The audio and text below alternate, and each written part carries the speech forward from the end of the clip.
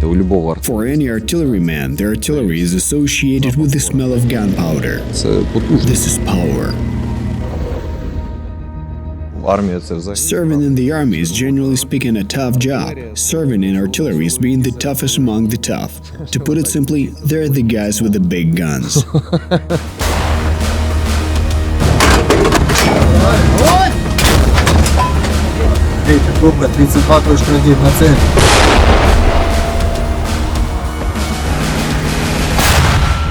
The artillery of the 92nd Brigade is the best artillery in the armed forces. No matter which positions we took, where we fought, with any neighbors, everyone was amazed. Wait, they fired already? What? Did they hit it right away? How is it possible? Now we wait to see where it lands. Then we'll adjust the fire and give them hell.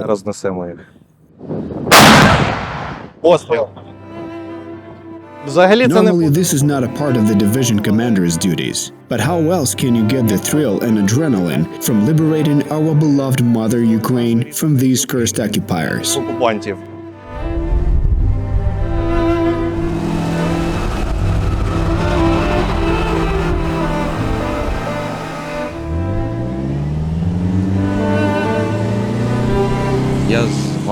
I've been in the army since 2011. Well, let's say I basically enlisted on my own. I wanted it. So back then I asked my father, tell me more about it, infantry or artillery?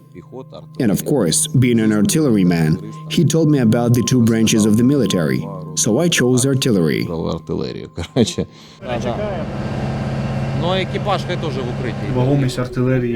In war, artillery is crucial.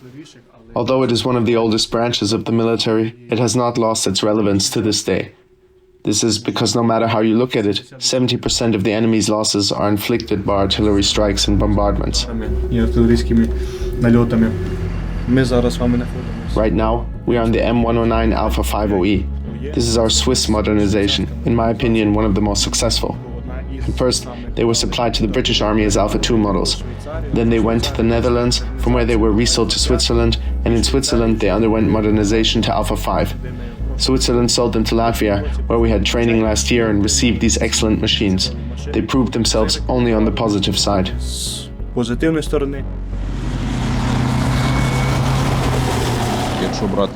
If we take the M109 of my modification, Alpha 5, the Austrian version, it has a higher fire rate than any Soviet artillery system.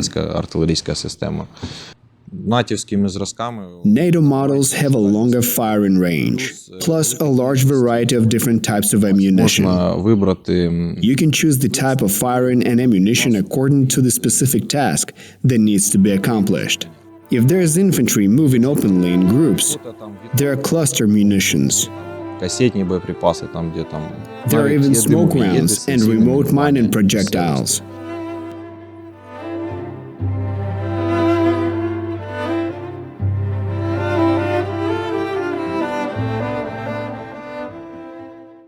What comprises artillery is a combination of reconnaissance, fire control systems, and the actual combat operations on the firing positions. So reconnaissance identifies the targets, and the fire control headquarters decides how to engage the targets.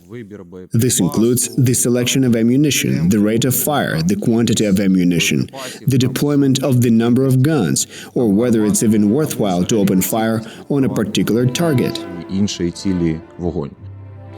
For example, we won't waste ammunition firing at 3 fools. Well, it's not practical, not cost-effective, so to speak.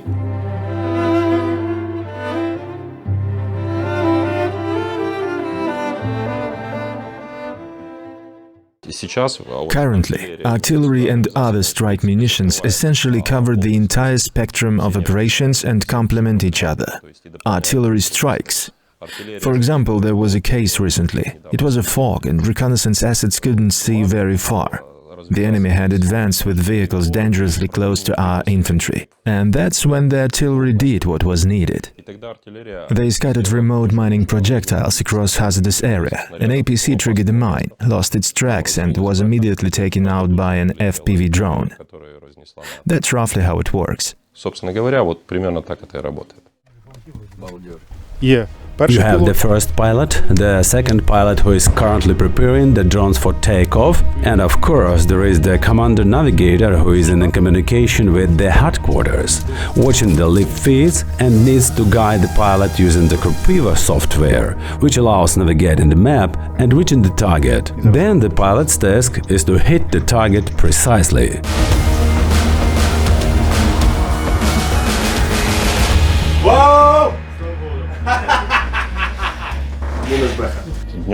During the daytime we use FPVs, at night bombers go into action. I mean, combat operations are continuously carried out and constantly coordinated with the entire brigade. Live feeds, communication with battalions, various services and artillery.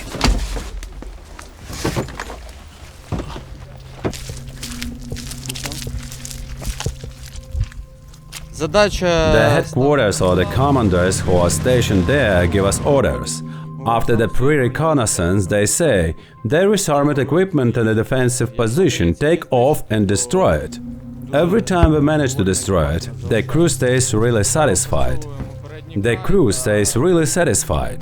Right now, we are working at their forefront and assisting our assault units to advance further and further, taking the next settlement in a Bakhmut direction.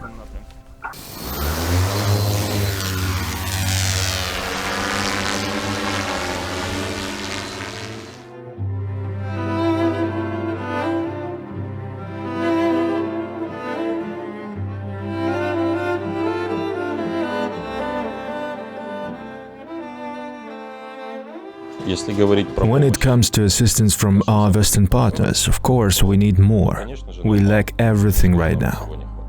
We fly our drones looking at these screens. We see our infantry dying because artillery can't fire 1,000 shells. It only fires 10. When there is only one tank left, we protect it because there won't be one tomorrow. Now, for example, we could have moved some equipment forward, if we had some. It's quite challenging to go through this. I believe that we will achieve our goal, a truly independent Ukraine. If we do everything right, I think even Western manufacturers may want to set up their businesses here, produce something, and be a part of it. I have a 10-year-old daughter, and I'd like her to live in a world without war, where she can travel to different countries, swim in rivers, and where her biggest problem is bad weather on a picnic. But judging from everything, things in this world are not going well at all. All the potential conflicts that could happen are starting to happen. And if the civilized world is not ready to fight, it could face serious problems. To fight and win in the wars that may arise, we need to use the experience that corresponds with the challenges of today.